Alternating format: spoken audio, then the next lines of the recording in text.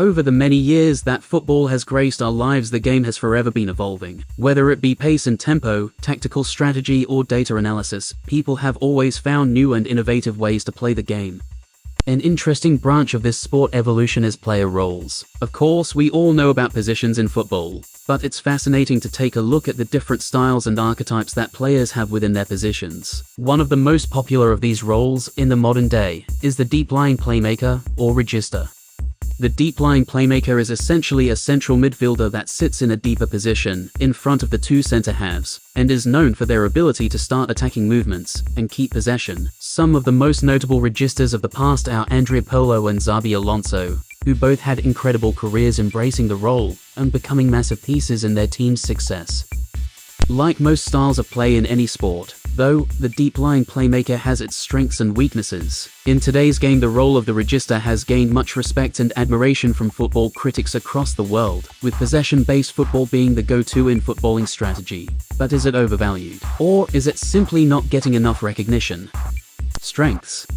The tools and attributes of a deep-lying playmaker revolve around controlling the game or pulling the strings if you'd like. This involves dictating tempo and maintaining possession, so that their team is always managing the game in their favor.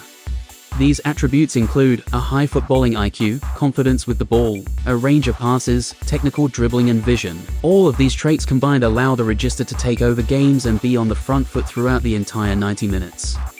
Having complete control over a game is a huge advantage. Think of it like a game of chess. If you want your opponent to succumb to your game plan, then you need to be proactive, and the other player be reactive. By doing this, you can bend and wield the other player in whatever way you like, and be one step ahead at all times.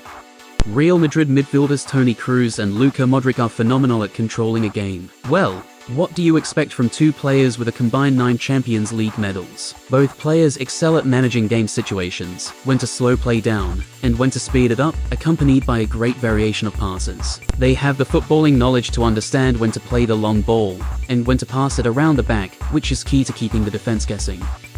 Another advantage of having a deep-lying playmaker in your team is that you can counteract the press. A lot of teams nowadays are trying to defend from the front, with attackers and wingers pressuring defenders when they have the ball in their own half, and even their own third. The deep-lying playmaker is an option to defeat this.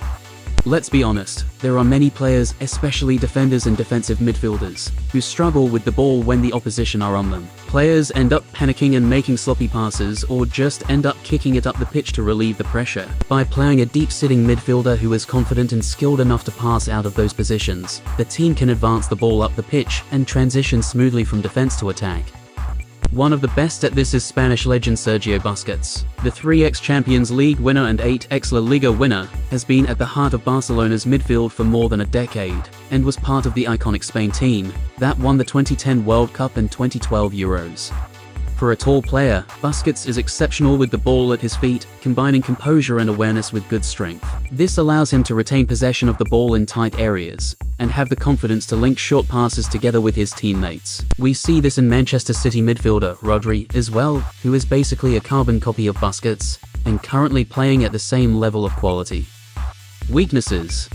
The main drawback of a regista is, typically, a lack of defensive ability. The majority of players that play this role do not have a high enough physicality to be competent when asked to defend, and basically become redundant when the opposition has possession of the ball.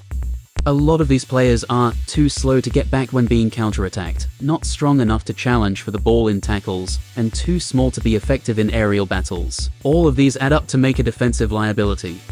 Because of this, teams are made to play someone next to the deep-lying playmaker that can do all the defensive work for them. But this means losing an attacking option to compensate. If we look at teams in recent history that play a regista role in their system, you will more than likely see some form of defensive midfielder or box-to-box midfielder right next to them in a double pivot formation.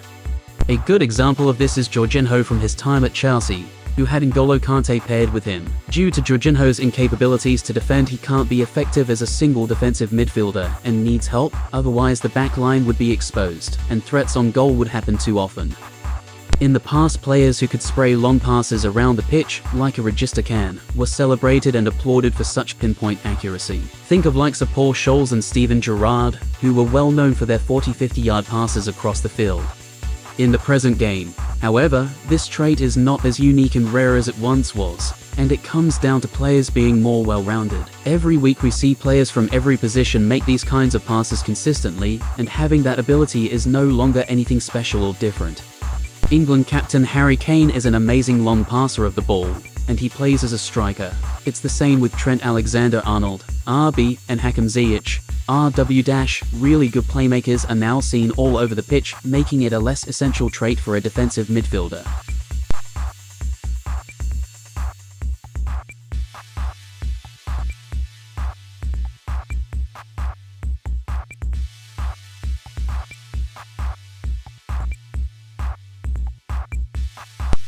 What makes a register a world-class player, though, is when they don't solely specialize in just passing, and can be relied upon as a single defensive midfielder. The role is polarizing. At the top end the players are unbelievable, and possibly the most important players on their team, but at the other end they go missing and subsequently don't positively impact the game.